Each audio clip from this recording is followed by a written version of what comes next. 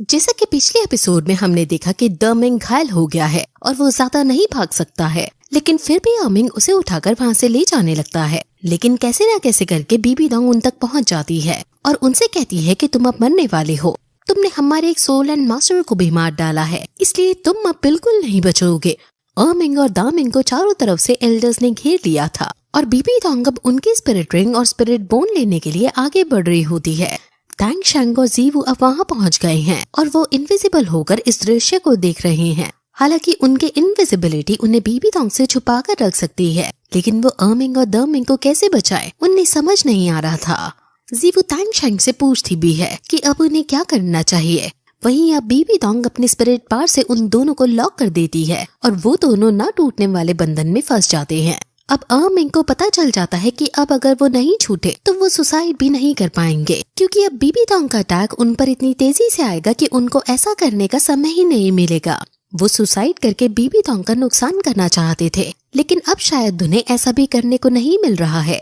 इनके बीच स्ट्रगल चल रहा था कि तभी तांग शैंग एक तरीका सोचता है और कहता है कि वो पर्पल गॉड लाइट का यूज करके स्पिरिट के लॉक को तोड़ेगा। ऐसा होने से अमिंग और दामिंग खतरे से निकल जाएंगे। उसके बाद मैं बाकी एल्डर्स पर अपनी सी गॉड की लाइट का यूज करूंगा और उन्हें रोकूंगा।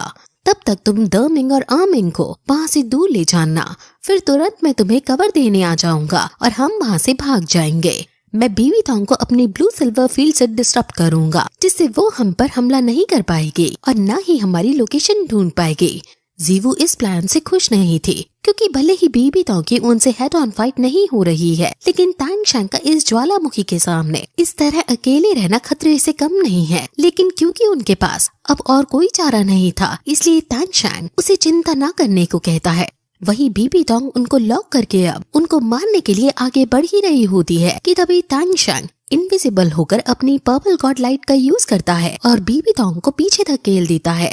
अब उसके स्पिरिट का लॉक भी टूट जाता है और दोनों बीस्ट फ्री हो जाते हैं। बीस्ट समझ जाते हैं कि तांग शैंग और जीवू आ गए हैं। सभी एल्डर्स भी काफी हैरान होते हैं और वो तुरंत बीस्ट पर हमला करने के लिए आगे बढ़ते हैं, लेकिन तभी वहाँ तांग शैंग आ जाता है और वो सी गॉड की लाइट से सभी एल्डर्स पर एक साथ हमला कर देता है। सभी एल्डर्स सी गॉड की लाइट से जलने लगते हैं और उन सभी को काफी ज्यादा कष्ट होने लगता है। वो लोग इधर से उधर भागने लगते हैं। वहीं बाकी एल्डर्स को वो अपनी ब्लू सिल्वर डोमेन को फैलाकर ब्लू सिल्वर प्लांट से रोक देता है। अब बीबी डोंग के ऊपर ब्लू सिल्वर डोमेन काम करने लगती है और उसकी राक्षसा डोमेन टूटने लगती है। अब वो दोनों बीस भी ग्रेविटी कंट्रोल टेक्निक का यूज करके बीबी डोंग को लॉक कर देते हैं। बीबी डोंग की बॉडी अब इन दोनों बीस की वजह से कहीं हिल डुल नहीं पा रही है।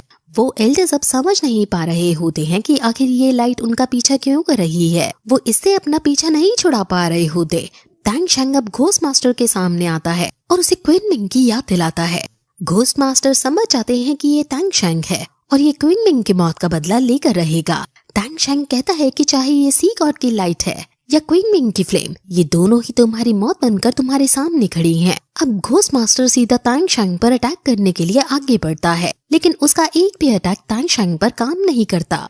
तांग शैंग के अंदर प्रतिशोध की भावना आग के रूप में बाहर आ रही है और अब वो और ज्यादा देर न करते हुए सी गॉड का ट्राइडेंट यूज करता है। उसकी ट्राइडेंट को देखकर सभी एल्डर्स शॉक हो जाते हैं और सोचने लगते हैं कि भला ये कैसा हथियार है।